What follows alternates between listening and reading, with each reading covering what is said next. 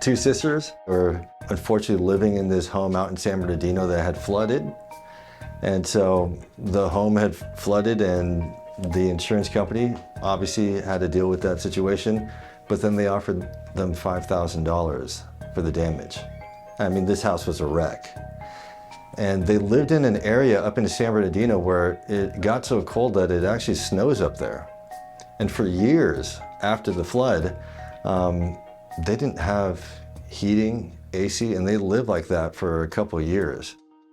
One of the main reasons that this case was so challenging is that it was an $18 million verdict, which is huge in almost any context, but in the context of a property damage claim, that doesn't make any sense.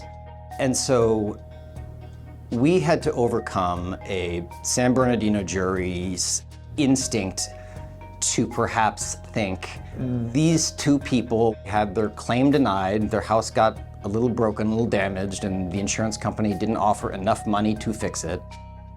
We found out that all the evidence was contrary to what they were saying. They were trying to deny knowing certain things about what was going on with the house and with the heating, but they knew. And so once Michael started pinning them on all these different things, our story continued to build. Michael was so good at having these well-scripted, choreographed examinations. For example, on cross, if it was a witness that we had deposed, which most of them were, Michael had impeachment clips ready for just about everything. It was devastating testimony he would get. Maybe it's because of his competitive nature. Maybe it's because of the fact that he went to an all-boys Catholic school, which I imagine is something like Lord of the Flies. But he is constantly in strategy mode, constantly thinking of strategy, constantly thinking of the way to win. His ability to understand people and work with people, his ability to strategize, and then just that persistence, that constant persistence. Michael was very good at framing the issues so that the jury could understand, well, A, this really hurt these two people.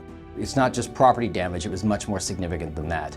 And B, it was really unreasonable to a ludicrous degree. Michael would help, but was very good at making it clear these people on the witness stand, the claims handler, her supervisor, they absolutely had no basis for doing what they were doing, and they knew it.